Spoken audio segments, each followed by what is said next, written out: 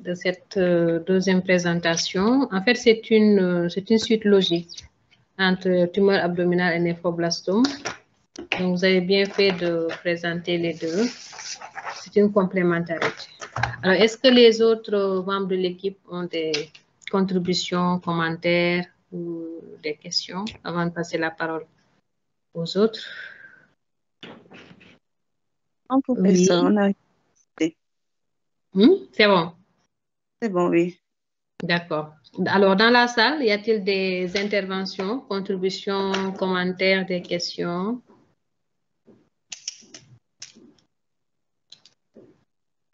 C'est bon?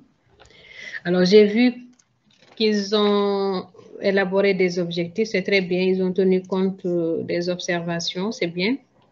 Alors, le plan, vous avez choisi, je crois, le plan signe.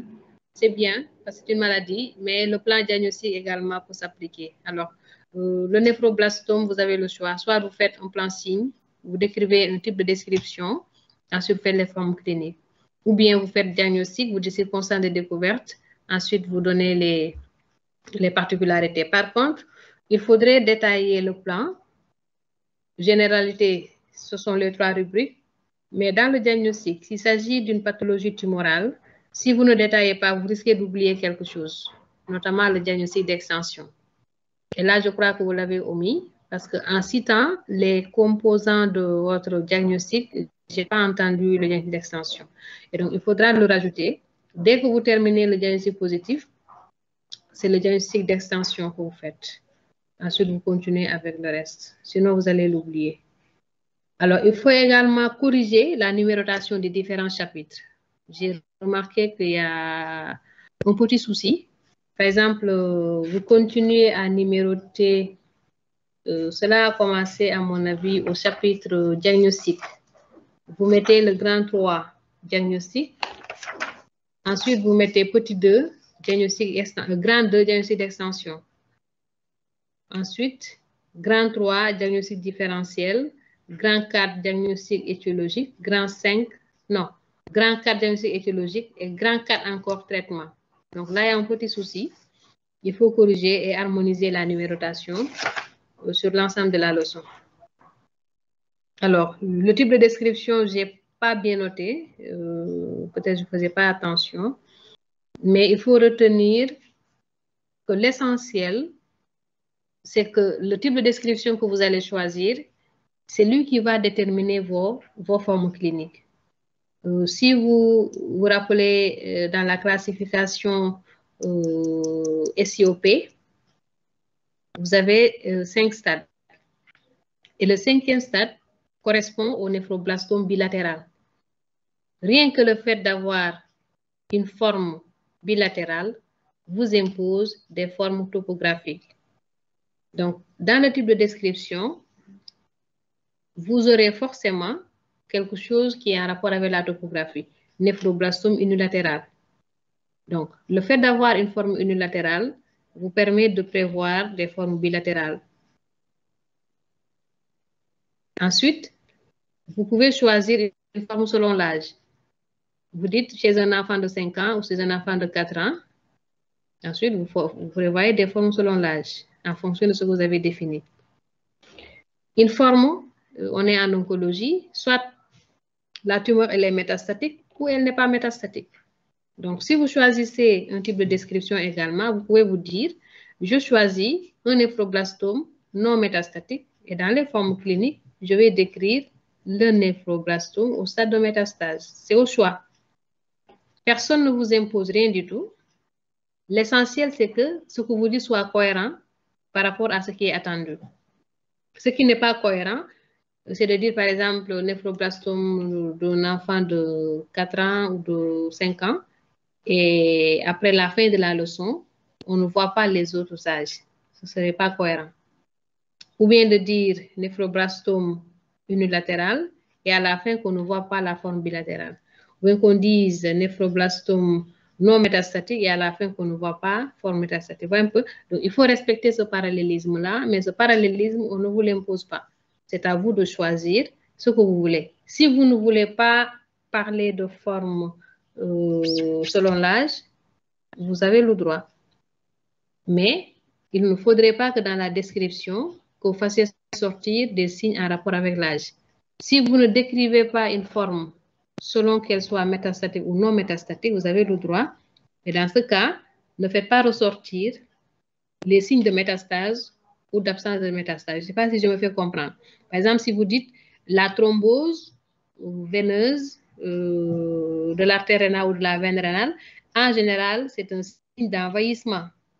Donc, si vous dites, je vais décrire le néphroblastome non métastatique, vous devez faire en sorte que cette thrombose n'apparaisse pas dans la description de vos symptômes. Parce que vous avez bien dit que vous allez décrire une forme non métastatique. C'est ça la subtilité. Si vous dites, je décris un néphroblastome unilatéral, si vous allez à la classification SIOP, vous dites, mon néphroblastome est au stade 1, 2 jusqu'à 3, maximum 4. Il ne peut pas être un stade 5 parce qu'il est unilatéral. Donc, c'est la seule chose dont il faut tenir compte quand vous allez faire le développement de ce que vous avez présenté. Alors, c'est vrai, la prise en charge, elle est multidisciplinaire, mais avant même la prise en charge, le diagnostic également. Donc, quand on parle de néphroblastome, pour confirmer le diagnostic, vous êtes pédiatre.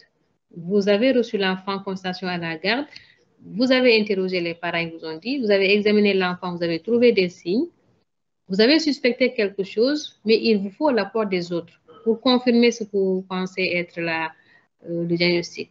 Vous aurez besoin des services d'imagerie, notamment l'échographie. Il est vrai que l'ASP était réalisé dans le temps, mais actuellement, c'est l'échographie qui est vraiment le gold standard. L'échographie vous donne énormément d'informations qui vous permettent de suspecter un néphroblastome. Mais il faudrait que cette échographie soit réalisée par une personne expérimentée. Encore une fois, l'échographie est un examen opérateur dépendant. Si moi, pédiatre, je n'ai aucune formation en imagerie, je reçois un enfant, je palpe une masse abdominale, je dis, est-ce que ce n'est pas un néphroblastome? Ce n'est pas parce que je suis pédiatre que je vais devoir me permettre d'aller me mettre devant un appareil d'échographie pour vérifier si c'est oui ou non un néphroblastome. Ce n'est pas mon rôle. Donc, je devrais demander à quelqu'un qui s'y connaît de le faire. Et cette personne-là, le résultat qu'elle va me donner, ce sera le bon résultat. Donc, encore une fois, il faut vraiment tenir compte de ces aspects-là. Parce que sinon, ce sont des risques de errement diagnostique ou bien même de diagnostic erroné. Soit c'est un néphroblastome, on vous dit que ce n'était pas un néphroblastome, ou bien ce n'est pas un néphroblastome, on vous dit que ça a tout l'air d'un néphroblastome. Et le revers, c'est que votre traitement va tenir compte de cette interprétation-là. Soit l'enfant il sera traité par défaut, il sera traité par excès. Et dans tous les cas, c'est dangereux. Traité par défaut, le néphroblastome va continuer à évoluer et va métastaser. C'est pas bon. Traité par défaut, par excès du moins, l'enfant qui présente une tumeur qui n'est pas maligne va recevoir un protocole de chimiothérapie très lourd avec des risques d'effets secondaires alors qu'il n'en avait pas du tout besoin. Donc, dans les deux cas, ce n'est pas bon. Donc, d'où l'intérêt d'être vraiment humble, de demander les choses aux personnes habilitées et de tenir compte des interprétations. Maintenant, dans le doute, vous pouvez discuter, partager vos avis avec les équipes d'exploration. Mais vraiment, l'imagerie est importante. On ne peut pas confirmer un cancer avec une imagerie. S'il vous plaît, la confirmation d'une néoplasie se fait avec l'histologie, encore une fois.